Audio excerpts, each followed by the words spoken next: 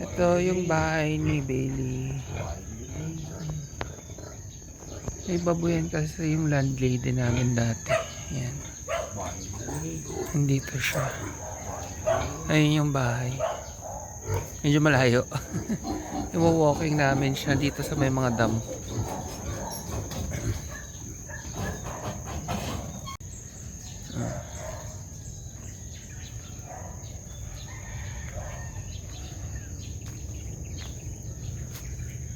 Yan ang nakakakain ka na uling dam.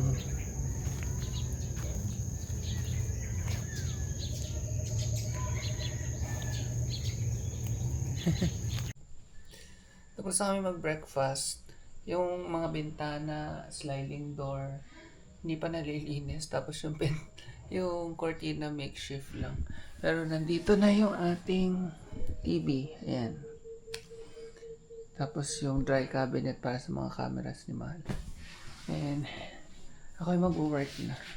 Ayan yun, ang dumi pa ng bintana. Lilinisin ko yan pag may time. Kailangan ko mag-work eh. So dito ang aking office table. Doon yung kay Mahal. Tayo mag-trabaho na.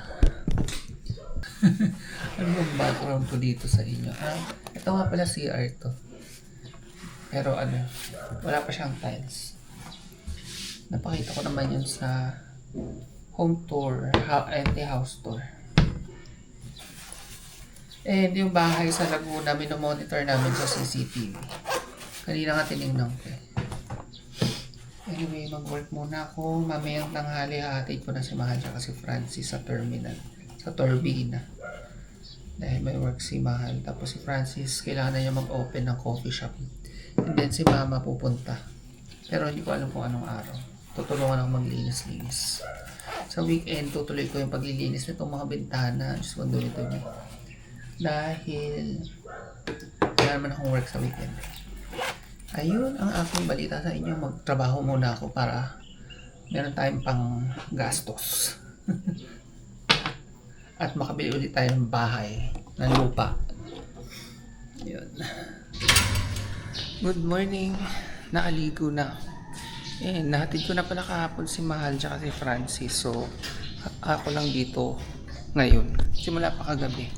Hindi nga lang ako nakapag-vlog agad kasi kahapon Diyos ko, ano kasi ako natapos ng work alas 10. Kasi ngayon natid ko pa sila. So ngayon, hinila ko yung washing machine dito. Kasi dito kami nagpagawa ng gripo. Yung mga bote pa nung dating katira. Kaya may nakasalang ako.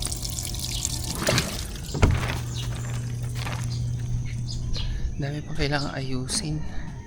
So pagdating ni Mama sa Sabado, tutulungan niya ako mag-ayos at maglinis. And ako yung magbe-breakfast na dahil meron akong work ng 8 AM. Meron akong binili kahapon sa dito Petron na coffee glaze bun saka tuna pandesal. So yun ang aking breakfast. Wait lang. Buti na lang nahanap ko yung bigay na kami ni Kat. Yan. So ito ang aking ikakape ngayon. Dalawa na lang. Umiinom kasi si Mahal eh. Sarap. Ano yung pantay? Magahita sa kanila. Oh, hi, come. Hindi naman sila nanibago dito. Ano nga eh. Parang naka-adjust agad sila. Pagdating, nakaihi agad. Tapos, si baby girl naghihilik pa kanina. Anyway, ito na pala. Ito na yung coffee glazed bun tsaka yung tuna pandesal. So, i-grill ko muna sa microwave. Tingnan nyo nga yung microwave. Nandito pa.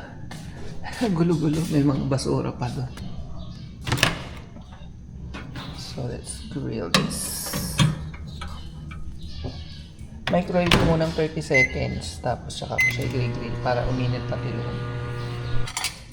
Feeling ko hindi ko siya mauubos kasi ang lalaki niya. So, hatiin ko lang yung iba, merienda ko mamaya. Tapos, syempre, bibigyan ko rin yung mga babies.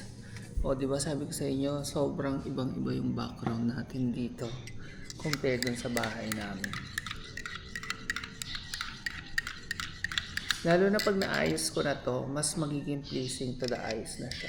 Ngayon kasi ang gulo-gulo eh. Pero ang laki-laki niya. Ang tapang nung kape. Tapos itong isa ay coffee glaze bun pa. So yun, hindi pa rin ako nakakapag-diet ulit. Baka pagkatapos ng maglinis-linis dahil ayun nga, pagpagod ang sarap kumain. Alam niyo ba nung naglipat, nung gabi, kinagabihan na naglipat, ang dami-dami kong nakaing rice. Pati si Mahal. May palaman pala yung coffee glaze, parang cheese. 35 pesos din to sa Petron, yung treats.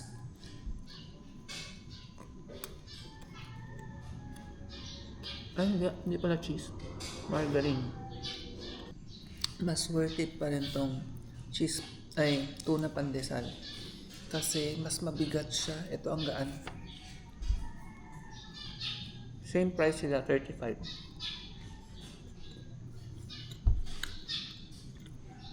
Thankful din ako kasi bago kami lumipat, nagkaroon ng bagong client. Tapos napaka-understanding. Sabi ko, maglilipat kasi kami. Kung pwede, Wednesday na ako mag-work, which is kahapon. So, mabsent akong Monday, Tuesday. Okay naman sa kanya.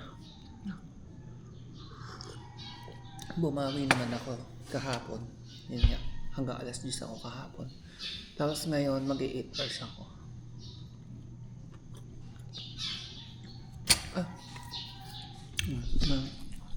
Ngayon pa rin, nakaabang pa rin ang mga babies.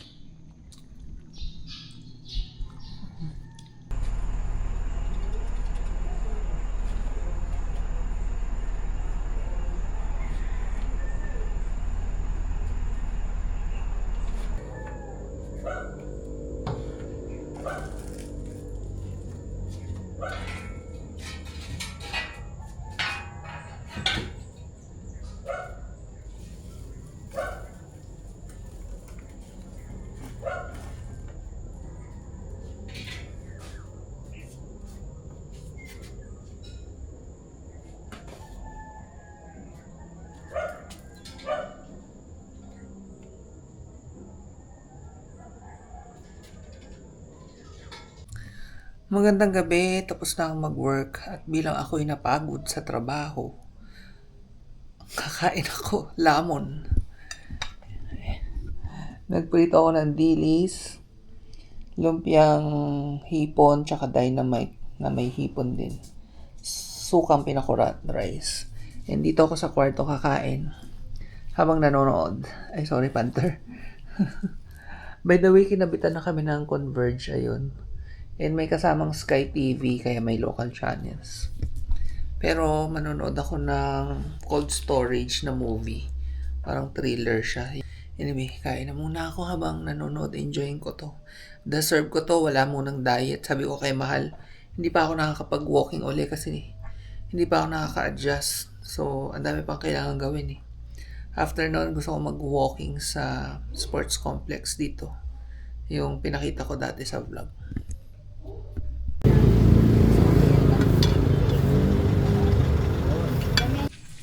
Good morning. Galing ako sa labas. Bumili akong breakfast. Dun sa binila namin ng bilo-bilo last time. May bilo-bilo uli. So regular pa lang may bilo-bilo doon. Ano ba yan? Nabubulo lang.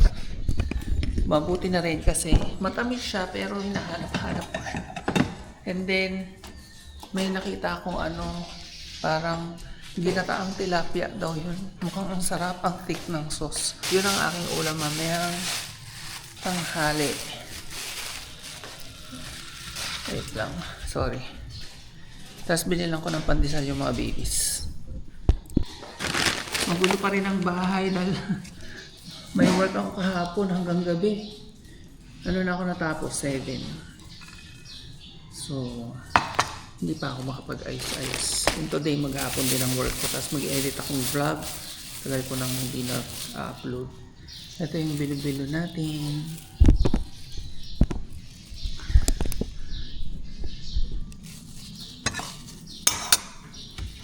Mainit, kaya masarap. Tapos ang bango. 40 pesos. Ayan, press ang isang pandesal dito. Ang weird ata ng lighting ko dito. No? Kakaiba yung ilaw eh. Ang itsura ko. Dapat ganyan. Parang masyado sa baba. Hindi maganda yung lighting. Pag pinatay ko kaya yung ilaw, mas okay pa siguro. Oo, mas kita nyo pa ako. Kasi kakaiba yung lighting na yan eh. Iba yung kulay nun. Kailangan kong pagpalitin siguro. Hindi ko sure.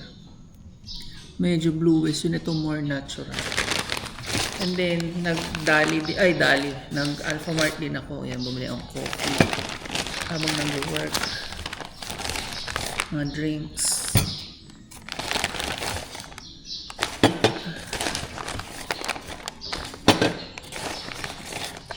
Coffee.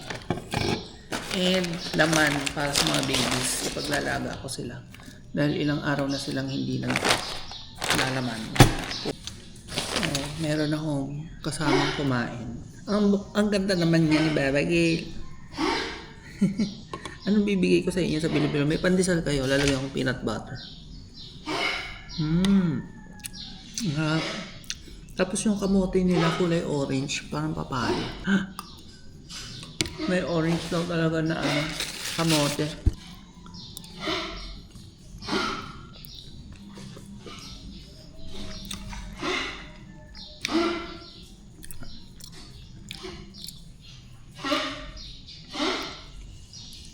Kain muna ako.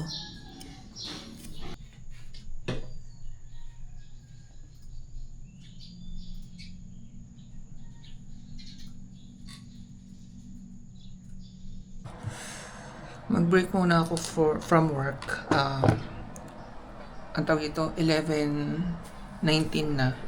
Bago mag-lunch, maglalagay ako ng net dito sa pinagpa-parkingan namin. Kasi may mga dun, bunga yung puno. Baka bumagsak sa sasakyan. Kaya ipa-prioritize ko yun. At saka yun din, para hindi mainitan si Tofu at si Chloe. Yung net namin sa sa bahay dati. May butas-butas nga lang yun. So, tatakpan ko na lang meron akong tape na pangbubong.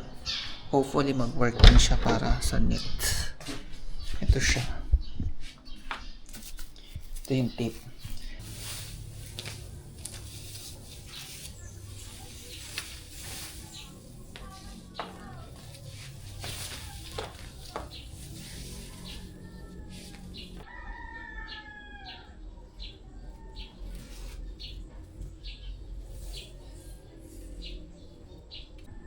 Ayan, so dito ko balak ilagay yung net.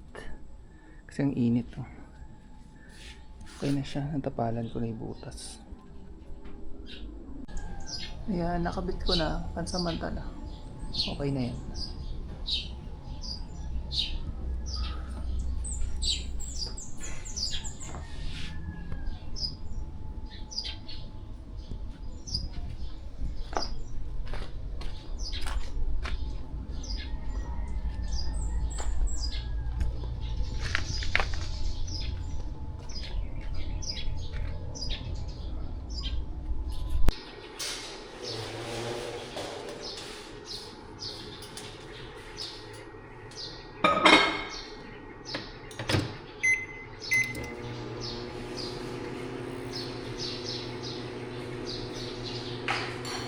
Ito na yung binili ko kanina sa Alpha Mart. Nilalaga ko na. Sinatanggal ko tong sakam ang natawag ata dito. Para hindi ko na nakolekta yun. And then sa microwave ko na lang ininit yung binili kong ulam kanina na ginataang tilapia. Excited ako kumain kasi ang bango-bango niya nung ininit ko. First time ko makakatikim ng ganitong luto. Nakakatawa rin, no? Sa bawat probinsya, may kanya-kanyang luto. Sorry, hindi ko pa ma-figure out yung lighting dito kasi kakaiba talaga. Anyway, ito na yung binili kong ginataang tilapia. Tikman natin. Sabi ko kay Mahal, mukhang masarap. Pero sana walang lasang burak yung tilapia.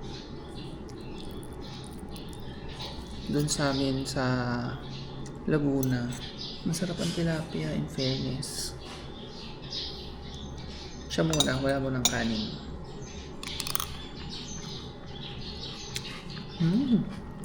Sarap. Sarap din. Wala namang lasang burak. In fairness sa tilapia. Sarap. Lalo na siguro to yung kung malutong-lutong pa. Parang pinili ko kasi yung isla. Tapos tinapin yung ginataan. Grabe yung gata, ang lapot. Sarap. Tapos humingi akong sili. Pampalana. May isa pa palang siling green. 70 pesos nga pala ang bili ko. Pwede na. Kung ganito naman kasarap. Tsaka mura na yun. Isang buong isda.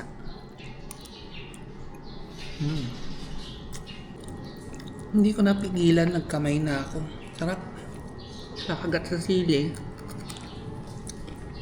May subok. Sarap niya. Mas masisip-sip-sip ko kasi siya pag nagkamay.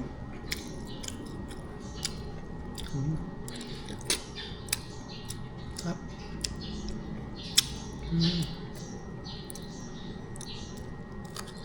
In fairness dun sa nabilhan namin, masarap magluto. Pati yung bilo-bilo. Bukas titingin uli ako ng ulam dun.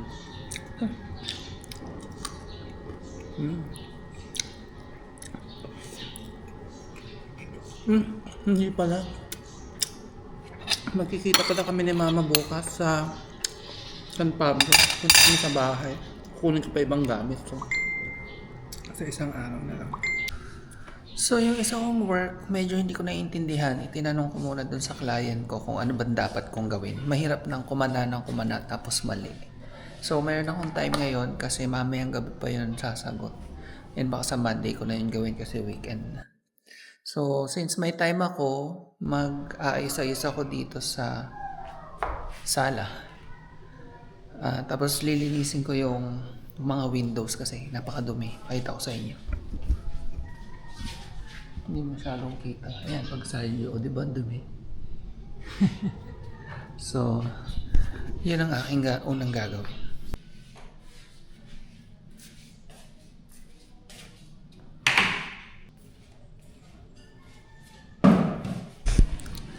Grabe, nakakapagod. Ito kasing TV, tatanggalin ko dyan kasi nablock niya yung liwanag sa labas. Ang dilim na nga dito. So, dito ko siya ilalagay. Para buo yung window kasi gusto ko maliwanas.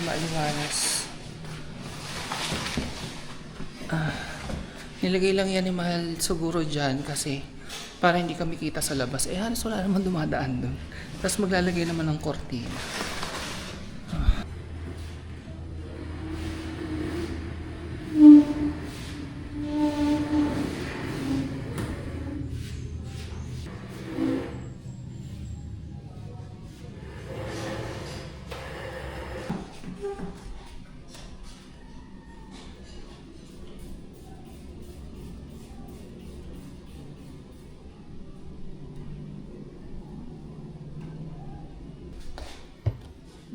Grabe sa dumi. Medyo nag-improve naman pero kulang pa rin sa linis. Wala na kasi kung yung microfiber kaya may mga parang streaks. Yan, pero mas okay na kaysa kanina na napakalabo. So ngayon lalagyan ko siya ng pansamantalang kortina. Yung ano tawag sa ganito? Yung manipis. Hindi ko alam basta yung ganyan.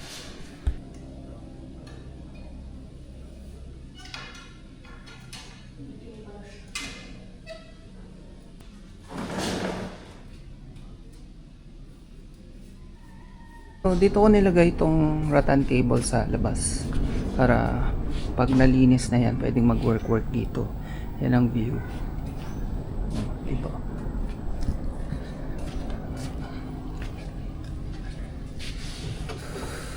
Grabe. Pagod na ako. Tapos itong dining table dito para pag kumakain maliwanag.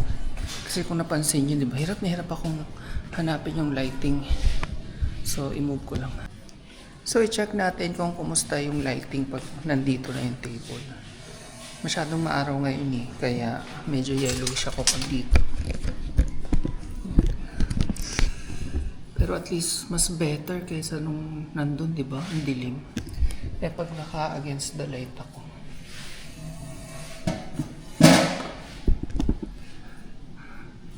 Nakikita niyo ba ako? Parang ang labo. Medyo malabo, no? Pag against the light. Eh parang kung dito ako nakaupo. Masyado din maliwanag. Kailangan ko siguro lagyan din ng kortina yun. Pag dito. Oo. I think ito yung perfect. Pag ganyan. Basta. At least mas maliwanag na kaysa nung nasa gitna, ang dilim-dilim ng mukha. Pero pag ganito, medyo malabo. Ang harsh kasi nung sun sa likod eh. Anyway, yun lang muna. Magpapakain na ako ng babies at i-walking ko na sila. It's 2:53. Pahinga lang ako ng hanggang 3. Tapos yun, walking ko na sila.